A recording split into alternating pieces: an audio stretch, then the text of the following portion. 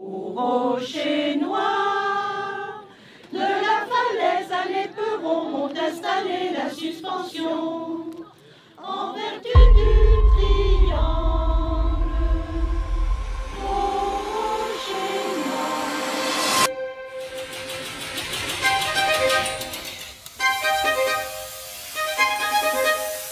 Le début de l'année 2024 annonce la dernière grande étape de ce chantier hors norme du viaduc des Rochers Noirs, avec le remplacement complet des 140 mètres du platelage dans une mécanique bien rodée pour les équipes. On travaille par demi-travée pour retirer les anciennes tôles. Pour ce faire, on dérivette les anciennes tôles. Ensuite, on découpe le plasma le long des poutres de rive. Ensuite, on entaille les anciennes tôles pour pouvoir les lever et les retirer ensuite.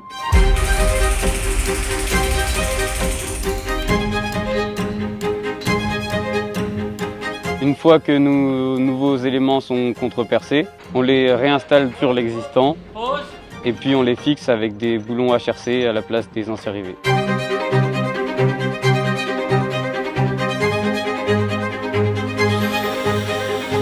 On a mis en place 2 confinements. Ces 2 confinements sont là pour éviter la pénétration d'eau, pour qu'on puisse réaliser dans de bonnes conditions notre traitement anti-corrosion sur la semelle supérieure des poutres centrales.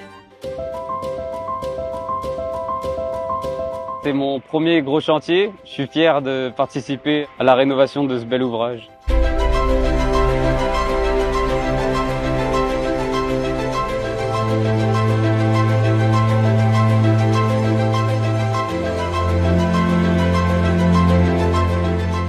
Aujourd'hui, on inaugure le viaduc des Rochers Noirs.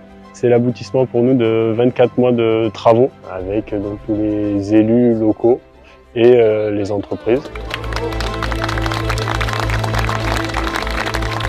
Quelle joie, quelle chance immense de voir le viaduc des Rochers Noirs redevenir accessible à tous. Je pense également aux entreprises qui ont œuvré sur ce chantier et accompli un travail remarquable. En particulier l'entreprise Baudin-Châteauneuf et les entreprises partenaires.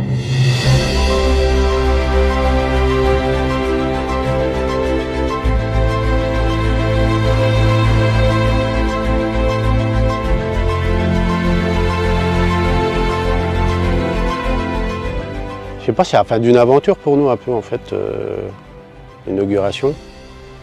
Quand on est arrivé, il y avait un gros challenge et puis il a fallu qu'on revienne à des méthodes ancestrales qu'ont fait nos anciens, faire des travaux sur câble. Alors non, là maintenant on est chez lui. Tout à l'heure, c'est là. Quand on voit toute cette histoire des chemins de fer, cette histoire de la Corrèze, qu'on refait vivre après toutes ces années d'abandon, c'est vrai que c'est une très très grande émotion. Merci de votre présence. Au niveau de la maîtrise d'ouvrage, pour connaître au département de la Corrèze le mérite d'avoir réussi à fédérer tous les acteurs avec la Fondation Berne, de la DRAC bien évidemment, comme c'est un ouvrage classé. Le deuxième défi, c'était celui de la maîtrise d'œuvre. Ça reste une première mondiale aujourd'hui de remplacer une suspension Gisclar, en ce sens qu'en fait, il reste 7 ouvrages de ce type au monde et jamais une suspension Gisclar n'a été remplacée. Et le troisième défi, c'est celui qu'a relevé Baudin en gagnant cet appel d'offres que le département a lancé, où on a réussi avec l'entreprise Baudin à faire une très belle réhabilitation d'un très bel ouvrage patrimonial. Puis on retient la magnificence d'un projet et la nouvelle vie en fait, parce que c'est vraiment une nouvelle vie qu'on donne à cet ouvrage. Au rocher noir, pour un viaduc exemplaire, avec tant de savoir-faire.